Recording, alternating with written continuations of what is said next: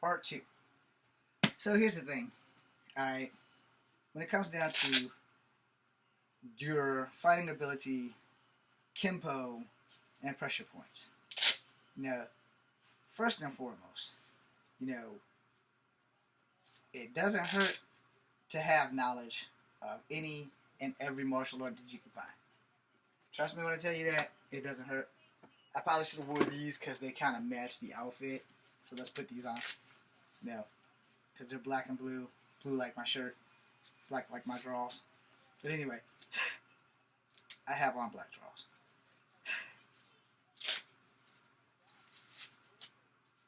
But I really do have on black drawers.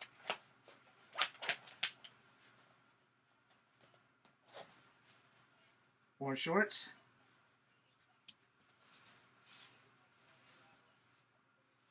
Black drawers. Like I said, 99.9 people. OCD. That's why there's so much orange.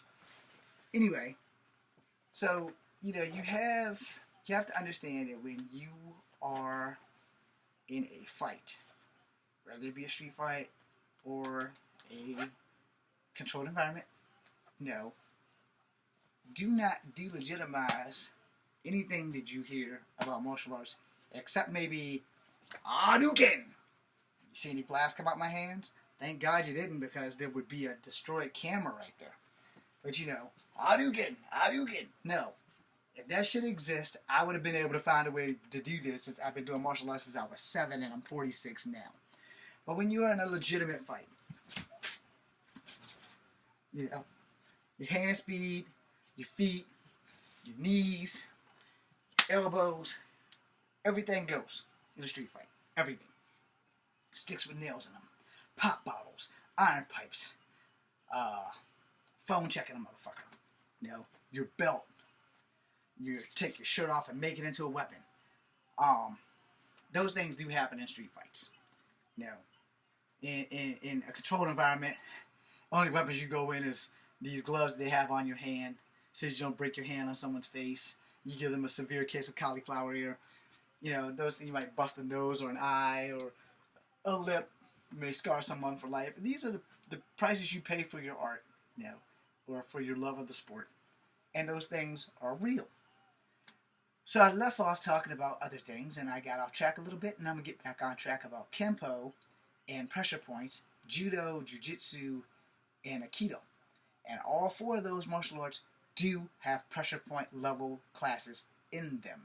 In fact, I'm pretty sure you understand that in Judo, you don't really use pressure points as much as you're going to be throwing people bigger than you around, and a lot of that relies on torque and momentum. So in most Judo, they teach you when your opponent pushes, you pull them towards you using their momentum, you torque your hip, Japanese hip toss. There's fucking a ton of ways you can do Japanese hip toss, because whatever you can do from the right, you got to be able to do from the left. Hip toss, you see it in wrestling all the time. Just watch, a lot of those are Japanese hip toss. So, just like most wrestling, everything starts with a suplex or a DDT or a body slam. There are really only 3 moves until you go into lucha libre shit. But you have the body slam, you have the DDT, and you have a suplex. A brain buster, modified suplex. Power bomb, modified body slam. Just looks theatric because you flip someone over the air and then you slam them on the ground. That's pretty much it. So you have a body slam, a DDT, and a suplex. Those are your primary wrestling moves. And then you have your finishers, which are grapples, which you learn in what? I can't hear you. No, not Brazilian Jiu-Jitsu, but Jiu-Jitsu itself. And what does that teach you in Jiu-Jitsu?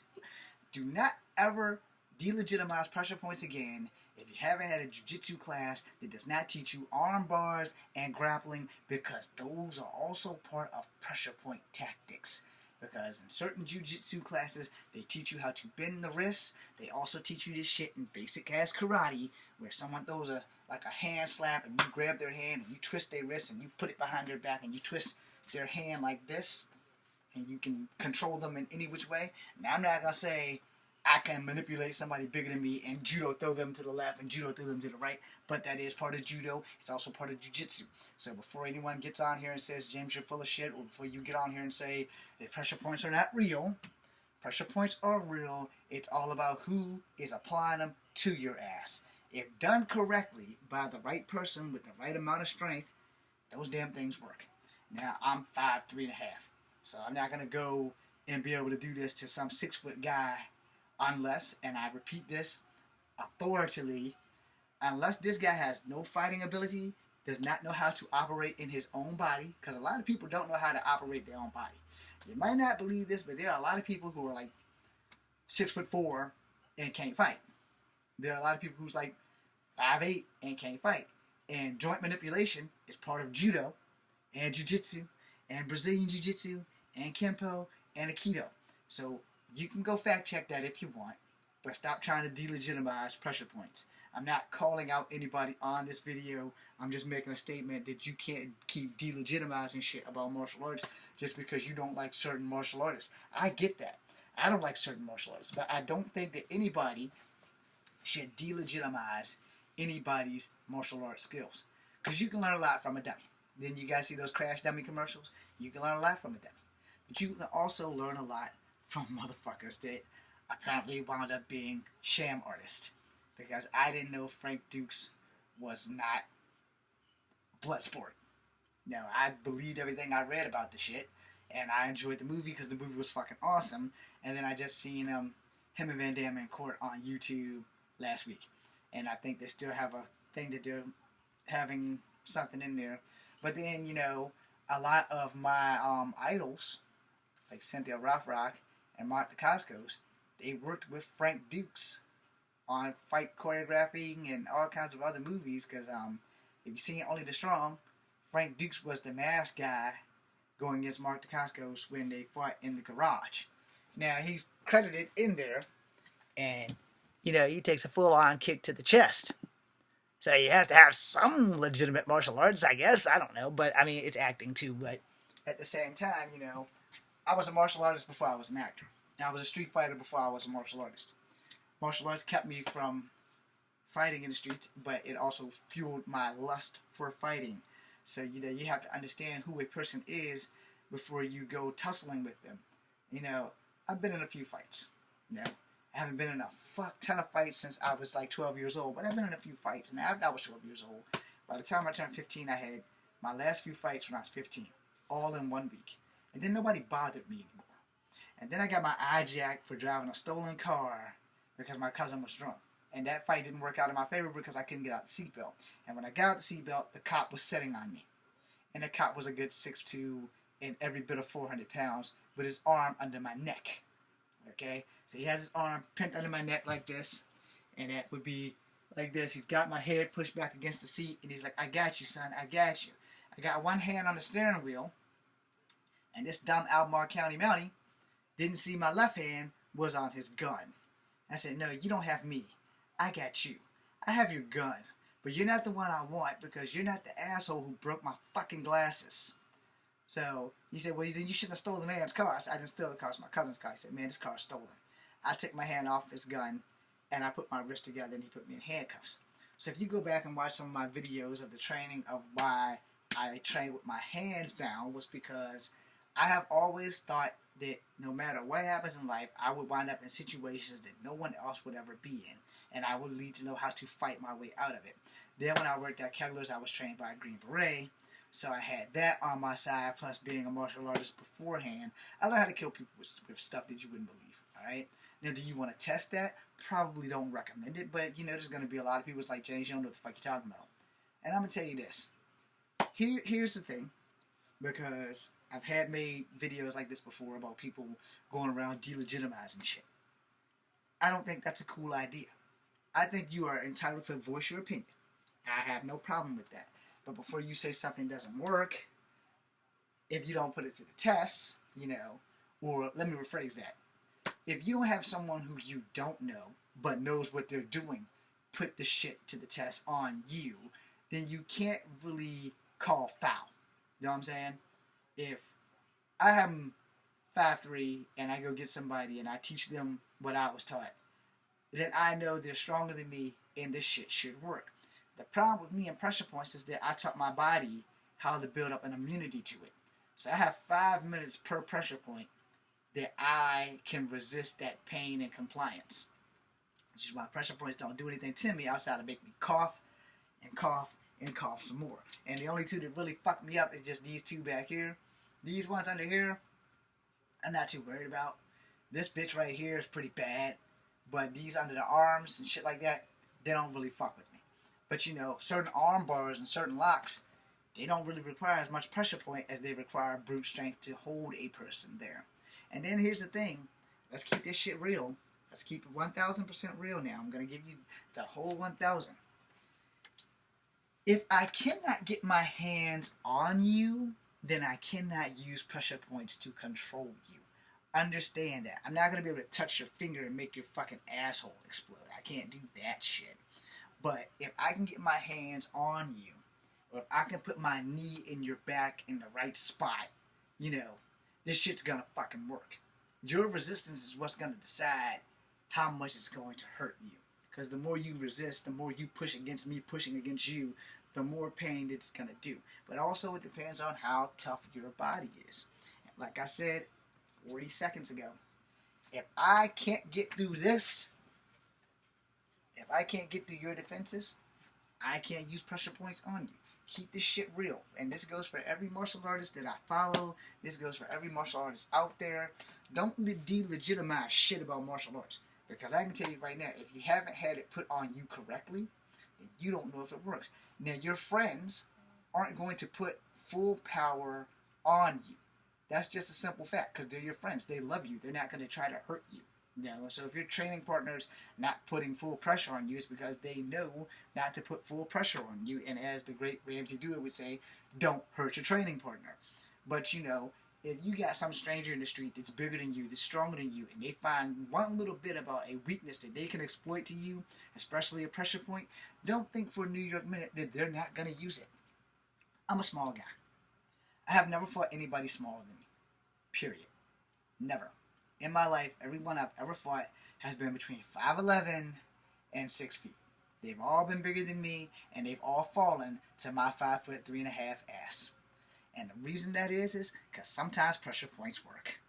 And sometimes, if you just know what the fuck you're doing, it don't take much to choke a motherfucker out. Now, when we first moved to Rougemont, I will say that was like the first, middle, and last fight I had when I was 16. No one ever fucked with me ever again after that. I've been threatened a few times. I had guys come to my house and threaten me, and I just told them, look, alright, just beat my ass, and after I got to the hospital, I'm going to kill your whole fucking family. So that's fine with me if you beat my ass, because everybody in my family's military, and I know exactly what I'm going to do when I get out of the hospital. I'm not going to press charges. I'm not going to call the cops. I'm not going to tell them shit. I'm just going to go to your house. I'm going to lob a grenade through your fucking door, and everyone in your family's going to die. It's just that simple. So they didn't bother me anymore. And why is that? Because I know where certain ammo dumps is before I ever joined the military itself. Because all of my family members are military. So me getting my ass kicked, it was not something that I was ever really afraid of. But like I said, everybody who's ever fought me has always been bigger than me. And I've always been on top of the winning circle on that.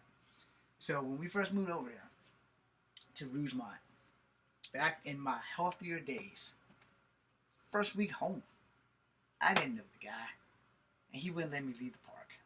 And the long and short is, I put him in a chokehold 3 different times for him to let me leave the park. And no pressure points were really involved outside of me pushing the one behind his ear. And I didn't even really have to do that, because the first time I put him in the same chokehold twice. No. So I put him in this one. No. Where his head's right there, and he's like this. No. The last one I put him in was the one right here, where his head's in here, and he has no room for error. And he's trying to shake me off, and my knees are in his back. So my little knees are like this, and I'm high up on his back. So both of my knees... this ain't gonna work. My knees were legitimately right here in his back. He was like 5'11". I was still 5'3". Hadn't gotten that half yet. So... my knees are in his back, he's in the chokehold. The first 2 times I had him in this chokehold. One this way, the other one this way. No, because he wouldn't let me leave the park. So when I put him in the Cobra Clutch, which is a wrestling move, I decided I'm going to end his life. I'm done playing with him. As a fighter, I can tell you, when you get to that point, this is when people stop fucking with you. And I've passed that point. I don't want to hurt anyone, but I'm not going to lay there and let you beat my ass. So when you get someone in a fight, after the fight is over, it's over. You don't have to kick them while they're down. You can just walk away. He's on the ground. He's done. You know, or you can stay there and wait for the cops so, you know, they can work that shit out. It's like, why is this guy laying on the ground? Say, hey, man, this big motherfucker attacked me. That's the results. You know, he thought he was going to whoop my ass because he was bigger than me. Like I said, legitimately, I've never fought anybody smaller than me. Ever. Small people are dangerous. We might not have the upper body strength that y'all have. We might not have the lower body strength that y'all have, but that does not make us any less dangerous. And the first thing that anyone, as I end this video, anyone who teaches you martial arts should tell you from the jump, do not ever, as long as you are breathing air, think that you can beat somebody because you are bigger than them. Do not underestimate your opponent. Now, the second thing that they should teach you if they're teaching you a martial art is do not get too cocky. Do not think that you can beat everybody when you go out to fight, because reality sucks when you lose. So just know that win or lose or draw, shit is going to happen in a fight. You have a beginning, you have a rumble, and you have an end. And at the end, you want to be the guy standing like this and not the guy down on the ground like that. So those are some of the things you have to do. I'm going to make one more video about martial arts that's not any of this shit. Alright, thank you guys very much. Be seeing you.